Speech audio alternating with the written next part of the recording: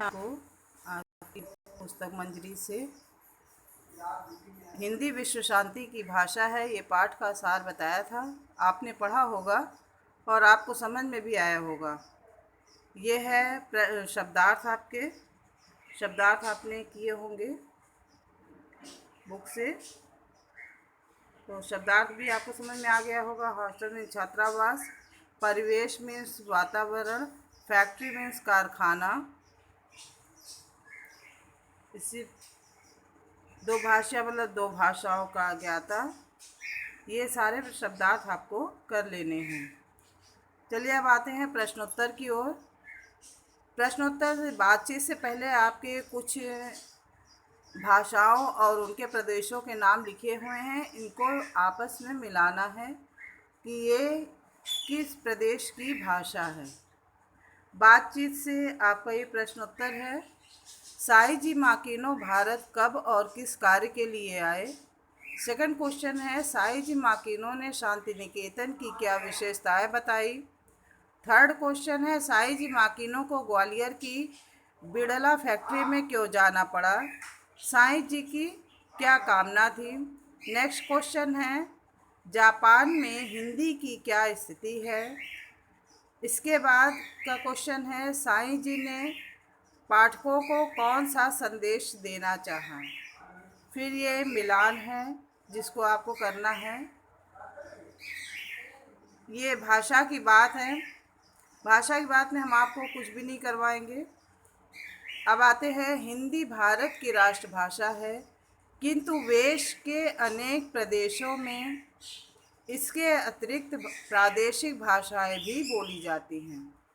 मतलब राष्ट्रभाषा तो हिंदी है, सेकंड नंबर पे इंग्लिश है, लेकिन वेश के आधार पे, वेशभूषा के आधार पे अनेक छोटे छोटे प्रदेश हैं।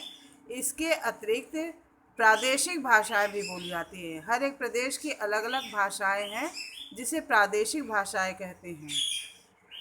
नीचे लिखी गई भाषाओं को उनके प्रदेशों से मिलान करना है। भाषा है मराठी। मराठी की जो है प्रदेश महाराष्ट्र में बोला जाता है। मलयालम, मलयालम भाषा केरल प्रदेश में बोला जाता है। कन्नड़, कन्नड़ कर्नाटक में बोला जाता है। तेलुगु आंध्र प्रदेश में। तमिल भाषा तमिलनाडु में। प्रश्न नंबर है, साईं जी माकिनो भारत कब और किस कार्य के लिए आए। आंसर है, साईं जी माकिनो 36 वर्ष की उम्र में सन 1959 या 1959 ईस्वी में गांधी जी के सेवाश्रम में पशु चिकित्सक के रूप में आए। फिर से देखिए, साईं जी माकिनो 36 ईयर्स के थे।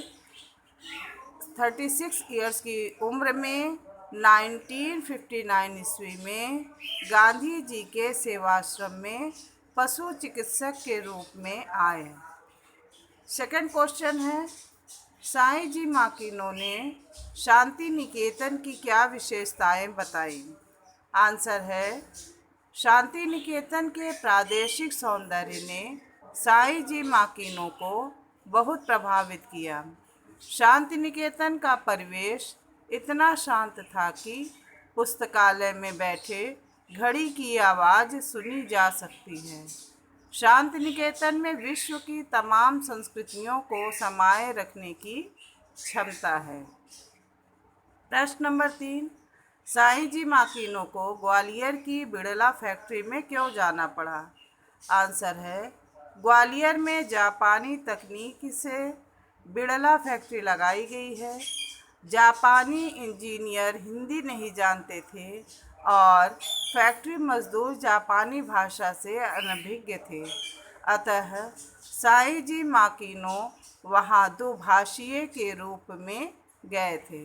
दुभाषीय मतलब बच्चों दो भाषाओं के रूप में गए थे। साईं जी को दोनों भाषाओं का ज्ञान था, हिंदी का भी और जापानी का, तो इसीलिए साईं जी माकिनो वहाँ पर दुभाषीय के रूप में गए। क्वेश्चन नंबर 4 है, साईं जी की क्या कामना है।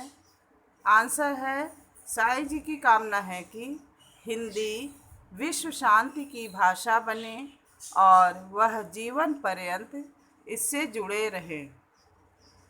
Next question, question number 5, Japan में हिंदी की क्या स्थिति है?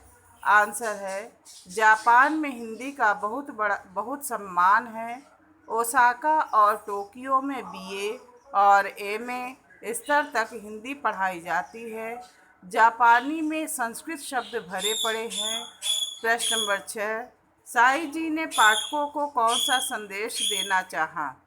आंसर है, साई जी का पाठकों के लिए संदेश है कि अपने देश को आगे बढ़ाने के लिए हिंदी भाषा और संस्कृति ही काम आती है। प्रश्न नंबर 7 है, इसको मिलान करना है। भीष्म साहनी के तमस का जापानी अनुवाद किया था प्रोफेसर ताशियो तनाका ने। हिंदी शब्दकोश व गांधी जी की आत्मकथा का अनुवाद प्रोफेसर कोगा ने किया।